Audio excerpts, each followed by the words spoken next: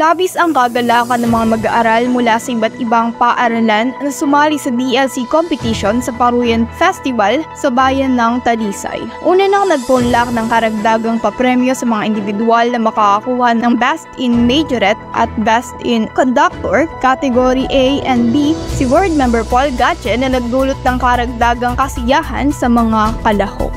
Hindi ko rin makakalimutan yung mga sexy majorette. Kaya dapat ay tipo 1,000 libo, yung 1,000 sa elementary at 1,000 libo sa high school. Pipili po itong mga board of judges natin. At sino ba kayo? 1,000 para sa mga conductor natin. Yung makataray na conductor o mga umahusay na conductor. 1,000 din. Elementary and high school. Dapat best na po. Best level. Okay? So, maraming salamat po ulit.